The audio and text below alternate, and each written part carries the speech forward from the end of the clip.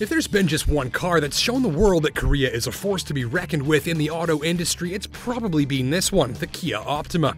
You're looking at the latest version of the popular family sedan, which competes with Camry, Accord, Malibu, Fusion, the new Chrysler 200, Volkswagen's Passat, and other numerous contenders from around the globe for your hard-earned money, and especially if you're after a family-ready sedan that's big on value.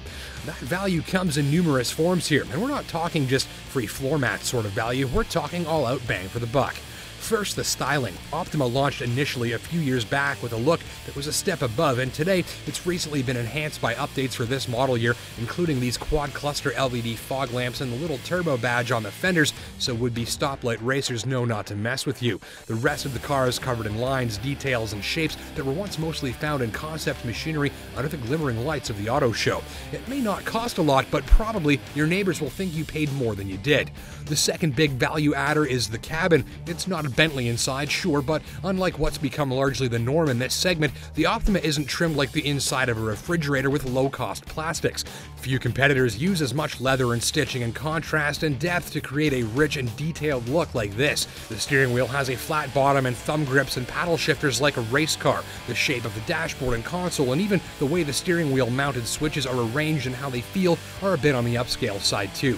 Plus, the two-tone seats and the driver-focused layout to the controls help the cabin hit a bit harder than its price suggests. The third way they've added plenty of value here is with the feature content, which also goes above and beyond too. This loaded tester, which came in around $35, had everything. A panoramic glass roof to let in the rays, for instance, when it's sunny out. There's memory seating with heated and chilled leather for maximum comfort. A punchy Infinity audio system was on board too. Ditto auto climate control, auto lights, and auto wipers. There are blind spot monitoring mirrors and a backup camera to keep you from hitting stuff, and you get navigation and satellite radio and voice command and steering wheel mounted controls for easy access to directions, entertainment, and other vehicle functions. So, all said, the look and more so the equipment found in Optima's cabin helps support drivers for even long-haul trips that are effortlessly connected, laid back, and relaxing. With the automatic features and voice command and fingertip control of so many functions, there's a real set-it-and-forget-it feel to driving the Optima. There's some value under the hood too. Optima doesn't have an available V6 because it has this instead, the 2-liter turbo GDI 4-cylinder. Keyword, turbo. Rather than a bigger, heavier, and thirstier engine, this one uses 4 little cylinders and a punchy turbocharger to perform at or above the level of a comparable V6 when you give it a boot full of gas and get the turbo spooling away, though when you're driving gently, you're only feeding 4 little cylinders, not 6 bigger ones. So this engine performs like a much bigger unit while using less fuel more of the time.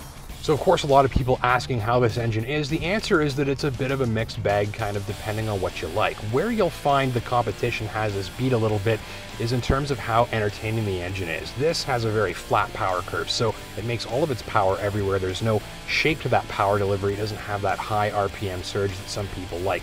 Performance-wise, it goes like the wind, 274 horsepower. There's just no shape to that power delivery. And on top of that, as turbo engines tend to be, the exhaust note on this one is kind of dull and boring. But maybe where this engine is the most impressive is when you're driving it a little bit more gently.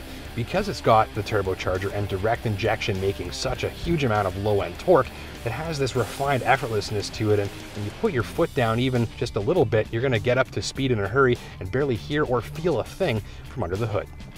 Other notes, the brake pedal lacks a little for feel, though powerful stops are delivered when you need them. The central command interface is one of the easiest to use on the market because it's intuitive and straightforward, and I didn't even get angry at it once.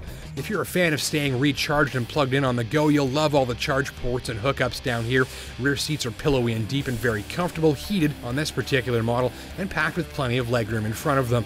Headroom in the back is fine for those of average height. Finally, this slick drive mode select button toggles the Optima between a fuel-saving eco mode, a normal mode, and a friskier sport mode that enhances throttle response and steering and overall fun factor. Finally, the ride is pleasing most of the time, fairly quiet, lightly taut and sporty without being overly busy or harsh unless you're on a really rough road. It feels sort of European and refined. You'll appreciate how it feels like the suspension is working hard to filter out the unpleasant sensations from the road beneath. It handles nice too, tidy, fairly flat, and keen to go where it's pointed with above average attention to agility and entertainment value. The steering lets it down a bit with a vague feel and on-center resistance that hangs on a bit too long after you begin steering, but in all it should impress even someone after a bit of sporty fun from their family sedan. Fuel mileage on my watch, 1,123 kilometers using 130.6 liters of fuel makes it 8.6 liters per 100. Not bad for this level of power at all. So let's sum up this stylish Korean family hauler that's big on standout looks, standout performance, and standout value. You'll like the appearance, the feature content bang for the buck, the big comfy rear seats, the big panoramic roof, and the overall performance from the little turbo engine. Also, Optima's ride is pretty darn good too.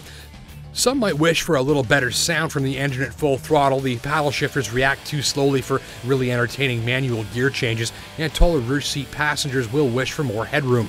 End of the day, for a long list of features, great styling, and standout value in its segment, I'm calling this one a priority test drive. Check one out alongside close competitors like the Ford Fusion, Chrysler 200, and Hyundai Sonata.